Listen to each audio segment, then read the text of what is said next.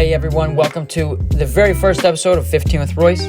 This podcast is brought to you by HUMMEL, a sports company that shows a lot of sport among the football or soccer community. And without further ado, let's get right on into the podcast. Enjoy.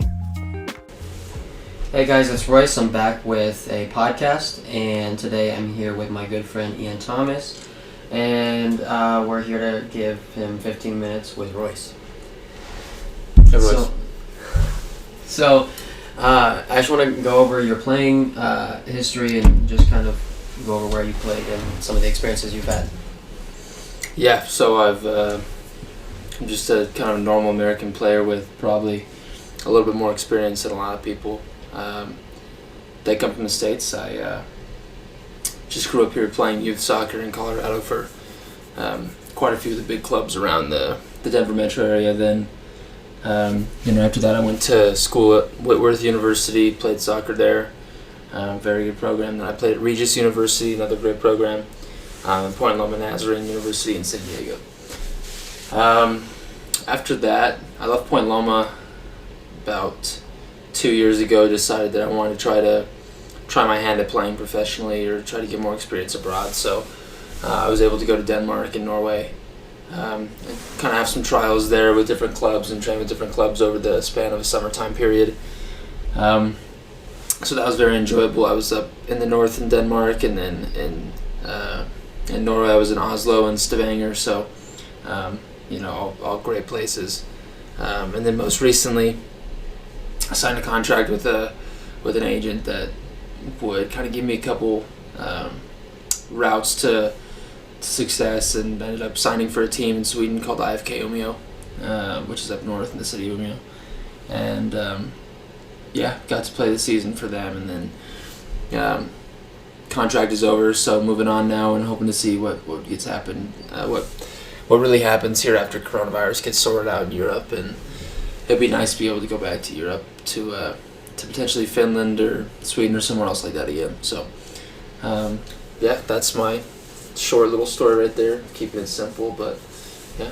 Okay, so what have you seen that are key differences in soccer in the United States versus soccer in Europe? I would say one of the key differences that you would see is probably the coaching. When I go back and I watch college games or I watch high school games, a lot of the times you have great coaches who are good people, but one of the differences they have between European coaches one of the differences that European coaches have is the European coaches are a little bit less your friend, and they're a little bit more like a very intense father who happens to know more from life experiences. So I mean that the coaches there are a little bit more educated in Europe. They have a lot more connections. They know a lot more about the game, but they also see a lot more of the pathway than coaches in the U.S. do. If you have a youth coach in U.S. soccer who just, likes to make his players, good enough quality to get them to play NAIA Division 3, 2, 1, or whatever, that's great. But in Europe, a lot of the times, the picture is bigger than just, moving into the U23 team or whatever, or even moving into the first team of a club. A lot of the times, it's moving into the first team of a club that's much better. So every single day they go to develop their players. The development is focused on, the next steps. They want you to be successful in the here and now, but they want you to ultimately be successful moving forward past, whether it's, the U19 level, the U23 level. So it's a lot more intense. The coaches care a lot more about the future and the development of a player rather than result. That's why you see a lot of teams that are willing to take a 3-0 loss if they feel like they've played excellent football and if they think that the team has been developing greatly. It's a lot bigger picture, a lot better educated coaches, and by and large I'd say that the players take it a lot more seriously pound for pound too. Everything is very serious. You can have fun when you want it to be, but it's very serious, and the clubs take it seriously because it's money on the line. It's not really a pay-to-play scenario in Europe. So since it's not a pay-to-play scenario, they want to make sure everything is gotten right, because there's a lot of money invested into all these clubs, and so it's very hard to have a club that's successful that's just playing around just for fun.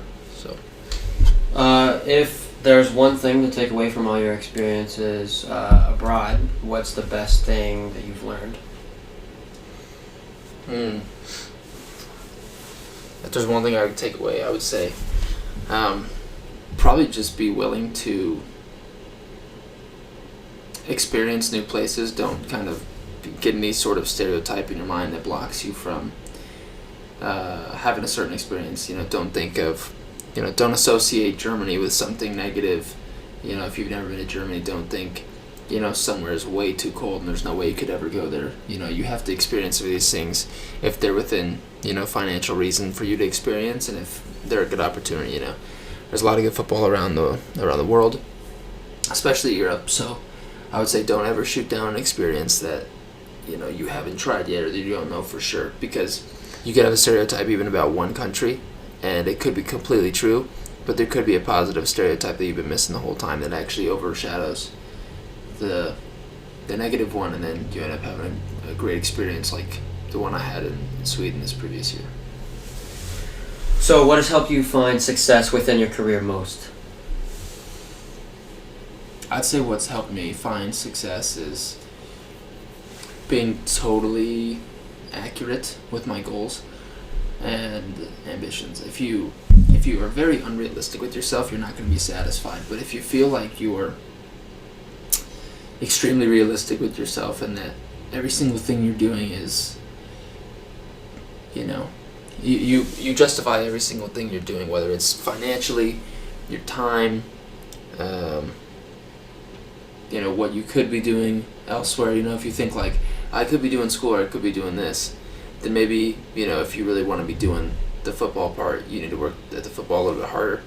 And that's how I've kind of been. I've had the pleasure of doing school and soccer for such a long time that, I realize I love, soccer, football so much, and you need to just make sure you're finding ways to make that, more important to yourself and make it justified to yourself. So I'd say being realistic, but also justifying your cause is what's made me pretty successful and helped me along the way.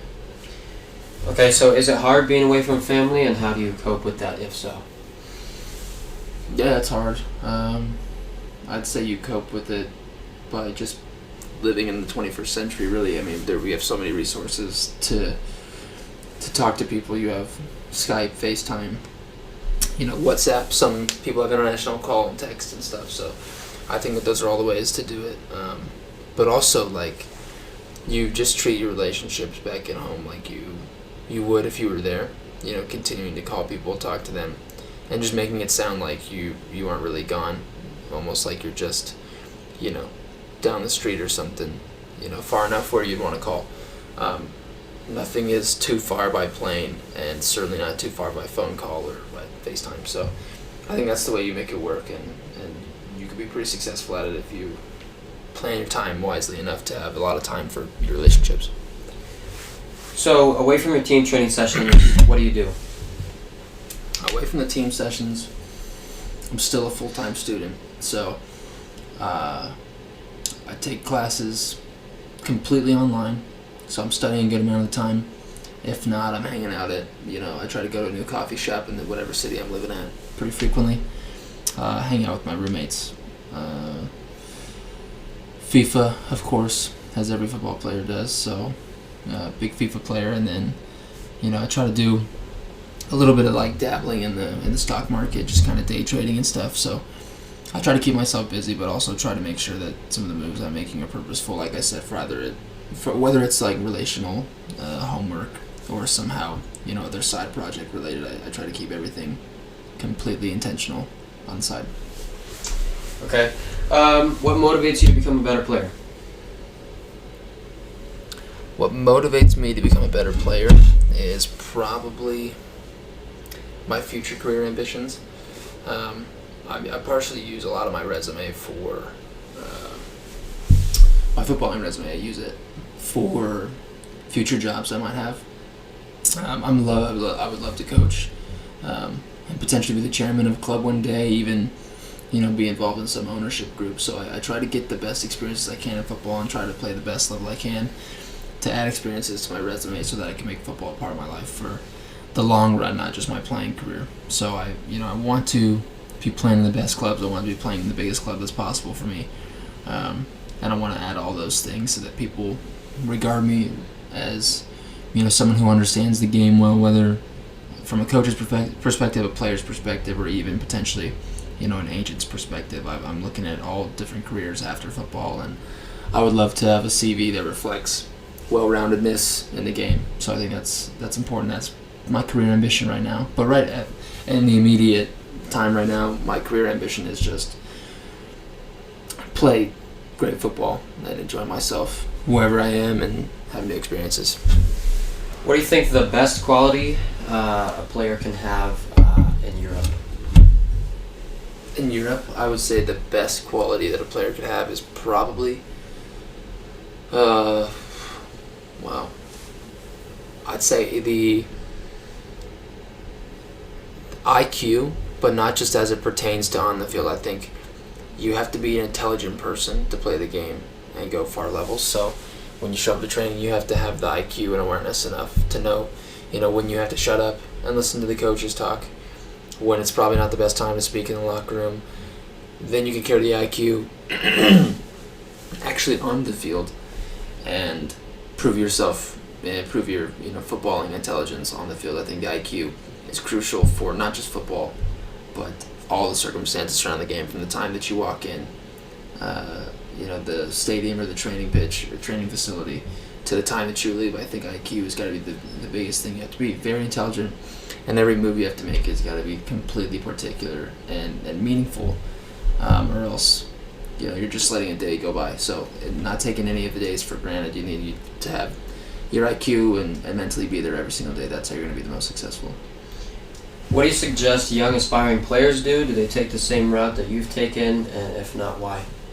I think I took the route a little bit late. I think players should probably, if they're going to take my route, do it straight. If you're an American player, I would say take it straight after high school. You can always go to school for college, and if you have financial backing or the flexibility, make sure you're working during high school, have jobs, so that you can afford for yourself to be able to have opportunities maybe when you're 18, 19 years old, and if it's not working out for you, maybe you go to college for 2 years and then try again. But I would say, I started doing this when I was 19, 20. I think if you start doing this when you're 17 or 18, I think that you're on track for hopefully a longer career, but you're also getting yourself started a lot earlier. There's a lot of guys that will play in their first team in Europe maybe when they're 21, 22, and if you're starting, and they start searching when they're 21 or 22, but if you're 17, 18, and you start looking immediately then, that means if you're on the same team as those guys, you have a 2-year head start on them, and you could potentially have a longer career just because you started earlier. So I'd say start early, looking to try to play abroad, start early with your contacts, start early with marketing yourself, and I would take that path rather than what I took. I didn't take a bad path, but I think it could have been done better, admittedly. So, what have you had any bad experiences in Europe? And when you've had bad experiences, if so, what have you done to then come back from those bad experiences, being away from family and kind of being isolated and only really having football there? I'd say the only bad experiences I've had in Europe have been just with the coronavirus. I really hate talking about coronavirus because I think the whole world is probably over it now. But in Sweden, the coronavirus wasn't as terrible as the rest of the world, just because the techniques they used to kind of fight the virus without masks and letting the virus run its course, it wasn't really much of a lockdown. At the same time, though, even though we didn't have a complete lockdown or even a partial lockdown, there were a lot of indoor facilities in the wintertime and the early spring that closed their doors so they couldn't train. So one of the ways my roommates and I and other teammates were able to still, fight and continue to do what we wanted to do was to just, find snow shovels, plow the fields if we had to, go outside, brave the cold, or find other ways to play and stay in shape, which if that means extra gym work, we were doing that. And so that was the best way. That was probably the hardest thing that we had to deal with, but we had to just continue to move on, and it was not too terrible actually at the end of the day once you kind of get around it and realize okay, coronavirus provided almost an extra off-season type buffer. We moved on and made the most of it. So that was the hardest thing, but we fixed it up. We made the most of it. It was good. Okay, well, now we're past 15 minutes, so thank you for joining me for 15 with Royce, and see you later. Thanks, Royce.